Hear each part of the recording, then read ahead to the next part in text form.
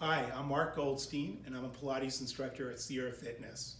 I studied, my background was with the Ron Fletcher method, who was an elder and master teacher and disciple of Joseph Pilates.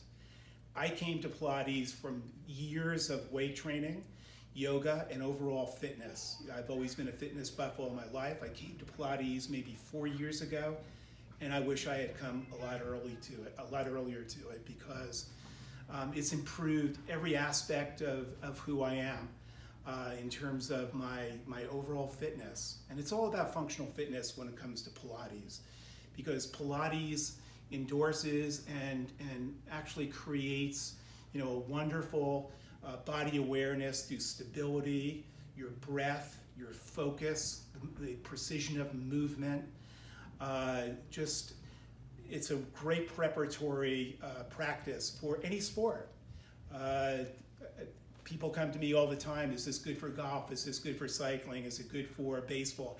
Yes, yes, yes, yes, because it is a functional, preparatory, all-around movement that you should be doing almost every day, and you can do it every day, that actually allows you to do these sports more proficiently. You can look and Google online and pick your whatever sport. You'll notice that the superstars of each sport are all practicing Pilates. One thing I wanted to cover with you is there's a kind of a misperception out there that Pilates is just for women. We all know that most Pilates classes around town usually have female instructors and a lot of female participants. But in actuality, going back to Joseph Pilates, he was a man's man who actually was training and rehabilitating men. That women really never entered the picture until his studio, right by the Martha Graham studio, he started seeing dancers and rehabilitating them. And that says a lot, because dancers are very, very strong, and their body is just very, very unique. But it's not just for dancers only. And I hope I have the opportunity to show you a couple of pieces. Like right now, what I wanted to do in showing you some of the pieces of equipment that we work on, something that might be specific to, let's say, golf, because we're in a very big golfing community here. I'm going to first go over to the Cadillac. Why is it called the Cadillac? Joseph Pilates from the 19th century says because, in his German accent, it does everything. So I'm going to mount the Cadillac here. And I will be assisting I'm showing you myself, but be aware that whether we're dealing with individual workouts, duets, quartets, or group exercises, I will be here to assist everybody. My assumption is you know nothing about Pilates. So I'm going to go ahead and mount on the Cadillac, and I'm going to hinge forward. You notice what I'm doing here is I'm hinging forward, and I actually have a straight plane from the top of my head all the way down to my spine, because it's all about spinal awareness. And I'm hinging forward. I'm just going to pulse this hinge, upper body only. See that extension? I'm going to contract. Contraction is a big thing in Pilates because we're dealing with our powerhouse, our core. Now I'm going to use oppositional energy, follow my hand back, the precision of movement, and I'm going to thread that arm through, hinging my other arm into a saw position, and I'm going to pulse.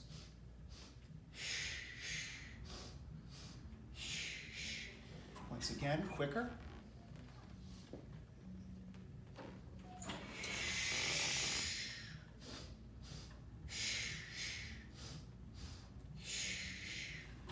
In golf, it's all about torque. One side of the body is always going to be stronger than the other side because of your swing, whichever, you're either right-handed or left-handed.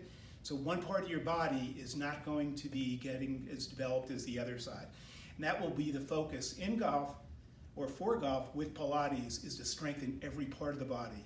It's an entire movement. Your body is moving together. Strengthen your base, strengthen your upper hemisphere, improve your swing, your rotation. Let's go to the reformer. This is an excellent piece too. Some of you might have already been introduced to it. I'm simply going to get on the reformer here,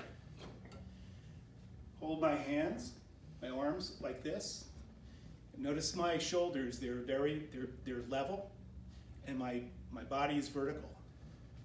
Again, this is good for rotation. I'm going to rotate to one side, my head follows, and exhale the other side. And again.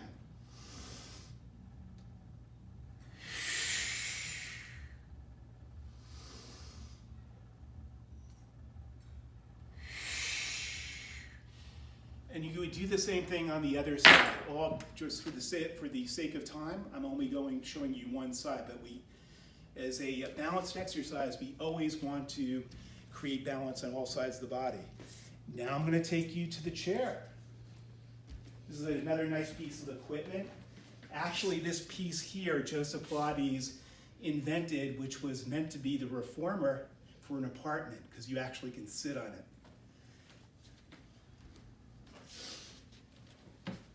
Again, I'm using my upper part of my body, and I'm going to be emphasizing rotation, verticality, contraction. Starting out in a warm-up position, my arms in a T position. I'm just going to lubricate the joint, moving from right to left.